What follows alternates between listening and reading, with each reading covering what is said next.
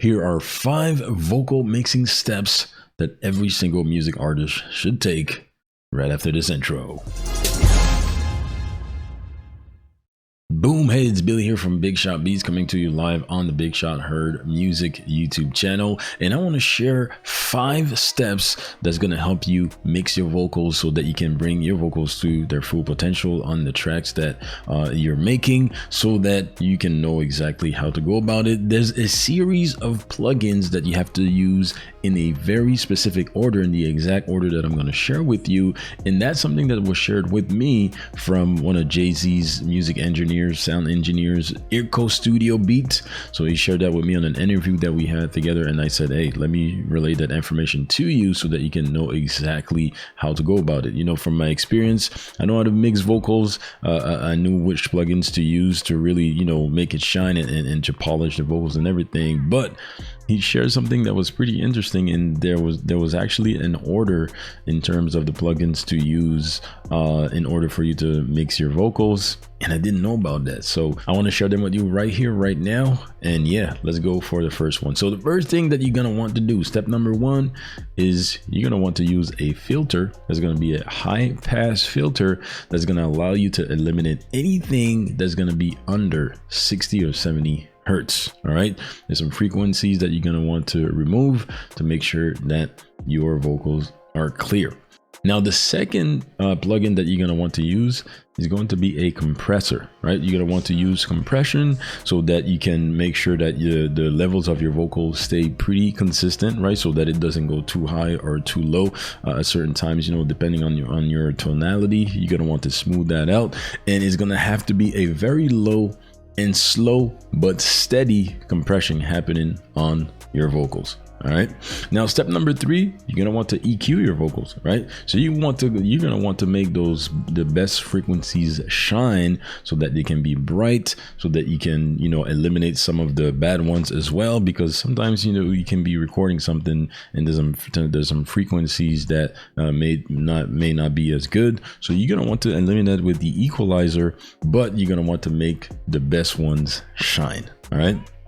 Now, the fourth one that you're going to want to use, and make sure that you keep track of everything that I'm sharing with you right here, right now, is a limiter. All right. A limiter is going to allow the levels to be capped at a certain level, so certain loudness, so that your vocals don't clip. It's very important that you pay attention to the levels and that they don't go over, so that the audio doesn't become unenjoyable to be listened to, right? So you want to make your vocals as loud as they can be for the vibe in the way that, you know, the music is structured and laid out, but you want to set a cap, and that's what the limiter is going to do. It's not going to go past a certain level, even though everything is nice, loud, and clear.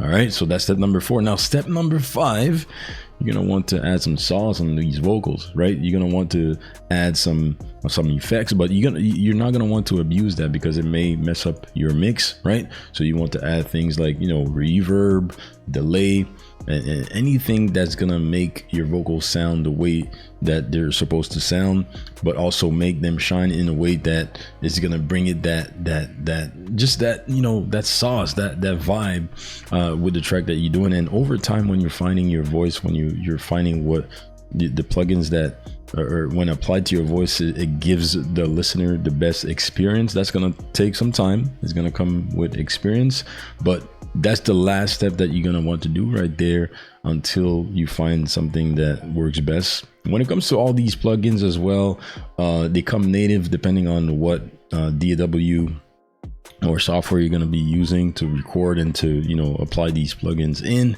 It all comes down to preference. They come native, but one that I would recommend is the Waves plugins suite. It really has everything that you need in order for you to mix your vocals and to, you know, bring your vocals to their full potential with a suite of plugins. There's other ones out there that you can use as well, but you know, to really start learning, you can use those that are native to the software that you use to record and to lay down your music, so that you can get familiar with it, and then you can extend by getting some knowledge on some other ones that you can use. They pretty much do the same thing, but things are structured a different way, things are laid out a different way. It gives you a different feel depending on your workflow, and that's how you go about it. All right, so yeah, these are the 5 steps to use in order for you to mix your vocals the right way, so that you can bring your vocals to their full potential. If you liked this content,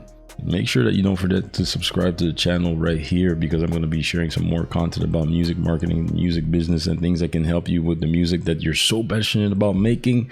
And we also do live song reviews every single week. You're going to want to be a part of the community. I left some links in the description box below, but yeah, make sure that you subscribe to the channel, help us grow, and hit the bell icon so that you can get instant notifications for when we share some content like this, when we go live for the live song reviews, and so on and so forth, because I do not want you to miss out on any of that content.